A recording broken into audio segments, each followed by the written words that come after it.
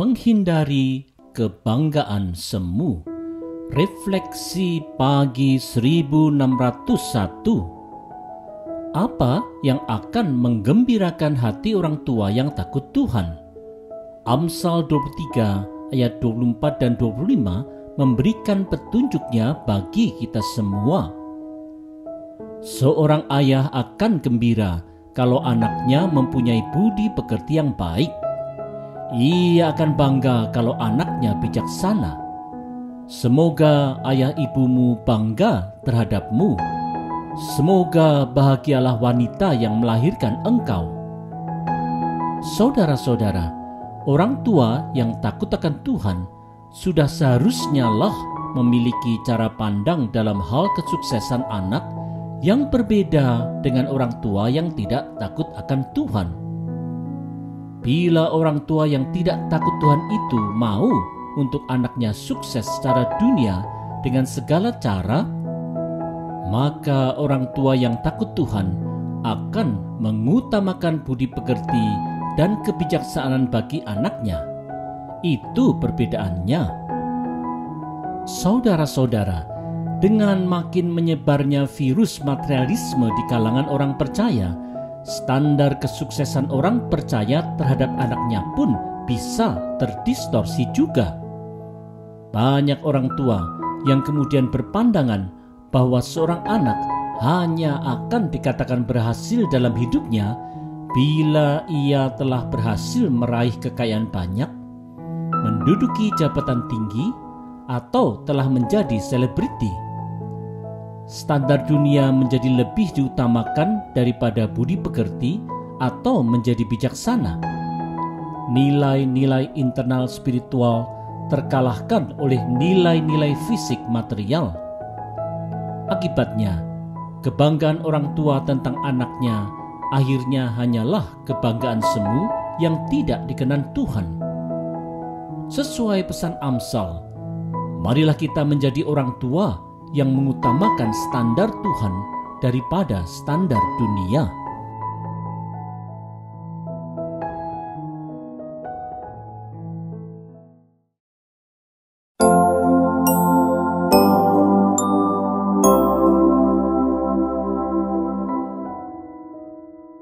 Tetap kuat di dalam Tuhan.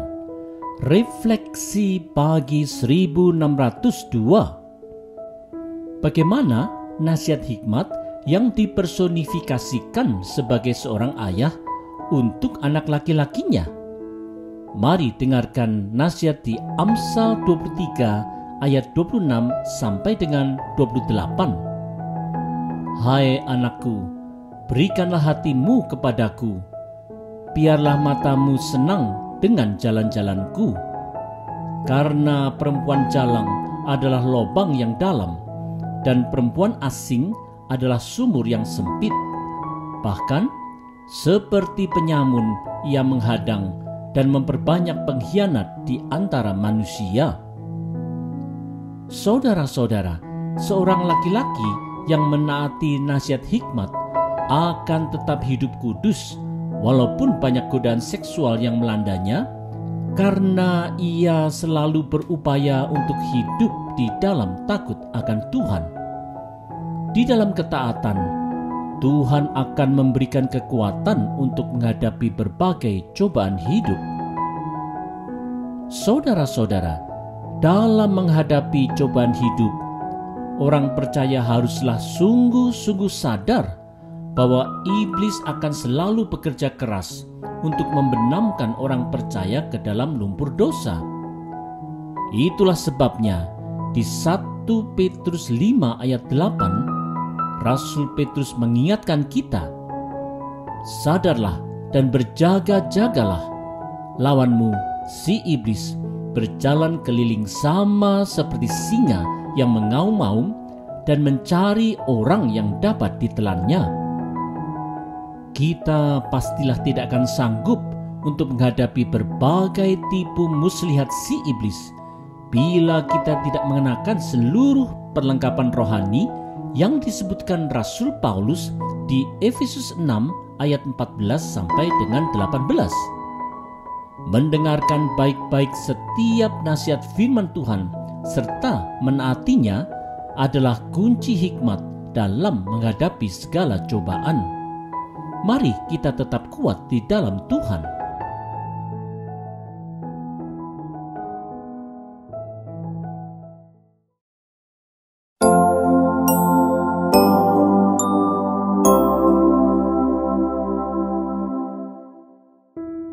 Menghindari kemabukan bodoh.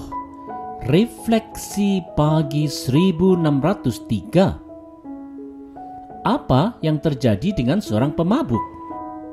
Mari dengarkan peringatan dari Amsal 23 ayat 29 sampai 30. Tahukah engkau apa yang terjadi pada orang yang minum anggur terlalu banyak dan sering mengecap minuman keras? Orang itu sengsara dan menderita. Ia selalu bertengkar dan mengeluh. Matanya merah dan badannya luka-luka, padahal semuanya itu dapat dihindarinya.